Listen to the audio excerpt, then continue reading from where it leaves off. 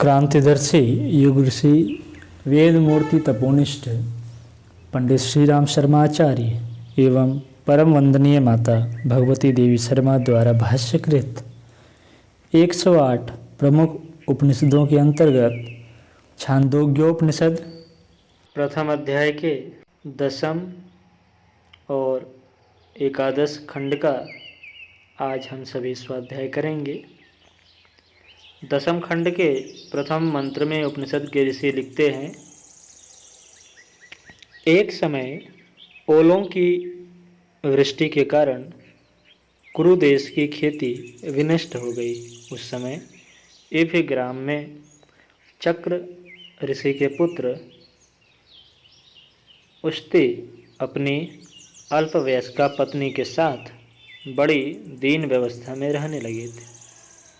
दूसरे मंत्र में उपनिषद के ऋषि लिखते हैं, एक दिन उष्ति ऋषि ने अत्यंत घुने उड़द खाने वाले एक महावत से भिक्षा मांगी। तब उन्होंने कहा, इन झूठे उड़द के सिवाय मेरे पास और कोई अन्न नहीं है, बस इसी पात्र में उड़द रखे हैं। तीसरे मंत्र में उपनिषद के ऋषि लिखते हैं, उष्ति ऋषि ने कहा, इन्हीं में से मुझे दे दो। तब महावत ने उड़द देते हुए कहा, इन्हें खाकर आप जल भी पी लें। उष्ति ऋषि ने कहा, इस जल को पीने से मुझे जूठा जल पीने का दोष लग जाएगा। चौथे मंत्र में उपनिषद के ऋषि लिखते हैं, महावत ने पूछा, क्या ये उड़द जूठे नहीं हैं? उष्ति ऋषि ने उत्तर दिया, इन्हें खाए बिना मैं जीवित नहीं रह सकता था, परंतु जल तो मुझे कहीं भी मिल सकता है। पांचवें मंत्र में उपनिषद के ऋषि लिखते हैं, उष्ति ऋषि ने उनमें से एक भाग खाकर दूसरा भाग ले जाकर अपनी पत्नी को दिया। वह पहले ही बहुत सी भिक्षा प्राप्त कर चुकी थी, सो उसने उस उड़द को लेकर रख दिया। छठवें मंत्र में उपनिषद के ऋषि लिखते हैं, तत्पश्चात प्रातःकाल शैया त्यागने के बाद उष्ति ऋषि ने अपनी पत्नी से कहा, मुझे कहीं से थोड़ा अन्न प्राप्त हो जाता तो उसे खाकर मैं निर्वाह के लिए धन प्राप्त कर लेता। यहाँ समीपस्थ राजा यज्ञ करने वाले हैं, वे मुझे संपूर्ण ऋत्विक कर्मों के लिए वरण कर लेंगे। सातवें मंत्र में उपनिषद के ऋषि लिखते हैं, उष्ति ऋषि की पत्नी ने उनसे कहा, हे स्वामिन, ये आपके दिए हुए उड़द रखे हैं, इन्हें आप खा लें।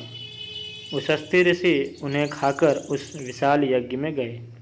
आठवें मंत्र में उपनिषद के ऋषि लिखते हैं, वहाँ वे स्तोताओं के स्थान पर जाकर उनके समीप बैठ गए और प्रस्तोता से बोले।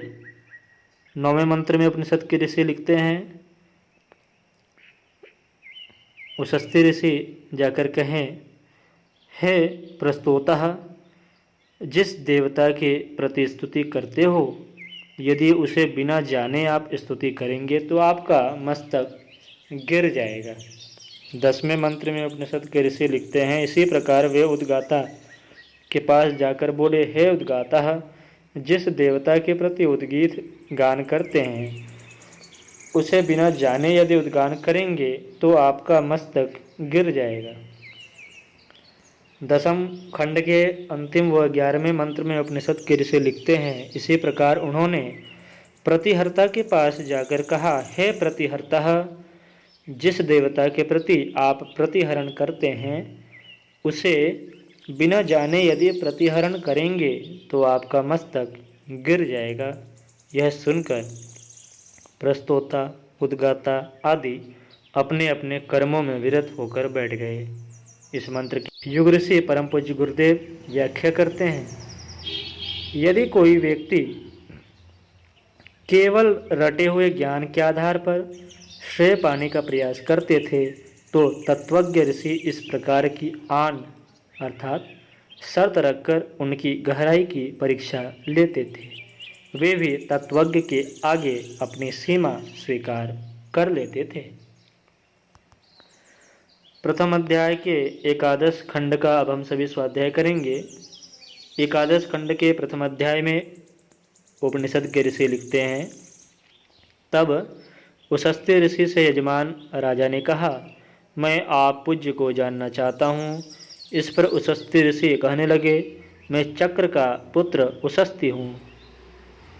दूसरे मंत्र में उपनिषद के ऋषि लिखते हैं, तब राजा ने कहा, मैंने इन सब ऋत्विक कर्मों के लिए आपको खोजा था, परंतु आपके न मिलने पर ही मैं इन ऋत्विजों का वर्ण कर चुका हूँ।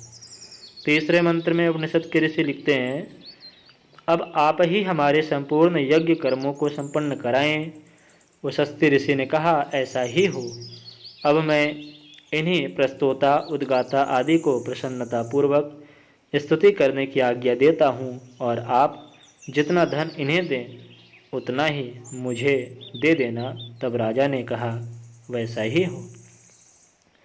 चौथे मंत्र में उपनिषद के ऋषि लिखते हैं, तब प्रस्तोता उशस्ती ऋषि के समीप आकर कहने लगे, हे भगवान, आपने मुझसे कहा था कि हे प्रस्तोता, आप जिस देवता की स्तुति करते हैं उसे बिना जाने यदि स्तुति करेंगे तो आपका मस्तक गिर जाएगा।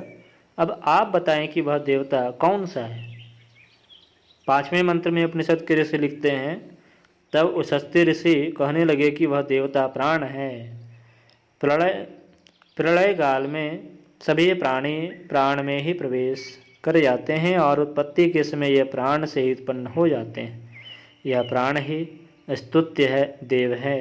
यदि आप उसे बिना जाने स्तुति करेंगे तो मेरे वचन के अनुसार आपका सिर निश्चय ही गिर जाता है। छठवें मंत्र में उपनिषद के ऋषि लिखते हैं, तदंतर उनके पास उद्गाता आकर कहने लगे, हे भगवान, आपने मुझसे कहा था कि हे उद्गाता, आप जिस देवता की स्तुति करते हैं उसे बिना जाने यदि स्तुति करेंगे तो आपका मस्तक गिर जाएगा। अब आप बताएं कि वह देवता कौन सा है। सातवें मंत्र में उपनिषद के ऋषि लिखते हैं, तब उशस्ती ऋषि ने उत्तर दिया, वह देवता आदित्य है, क्योंकि ये संपूर्ण प्राणी उदीयमान सूर्य का ही गान करते हैं। यही देव उद्गीत से संबंधित है। यदि आप उसे बिना जाने स्तुति करेंगे तो मेरे वचन के अनुसार आपका सिर निश्चय ही गिर जाता। आठवें मंत्र में उपनिषद के ऋषि लिखते हैं, उसके बाद प्रतिहर्ता उनके पास आए और कहने लगे, हे भगवान, आपने मुझसे कहा था कि हे प्रतिहर्ता, आप जिस देवता का प्रतिहरण करते हैं उसे बिना जाने यदि प्रतिहरण करेंगे तो आपका सिर गिर जाएगा। अब आप बताएं कि वह देवता कौन सा है।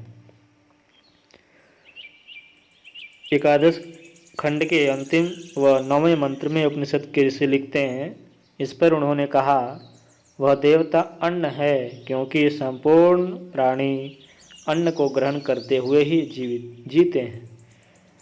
अन्न देवता ही इस प्रतिहरण से संबंधित है। यदि उसे आप बिना जाने ही प्रतिहरण करते तो मेरे वचन के अनुसार आपका मस्तक गिर जाता है।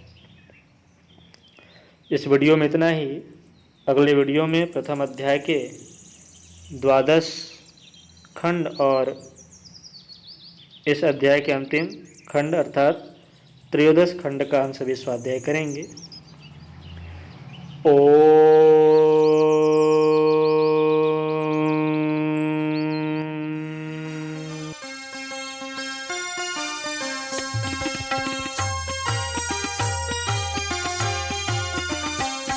चलो गुरुदेव के सपने सजाने की शपथ ले लें। चलो गुरुदेव के सपने सजाने की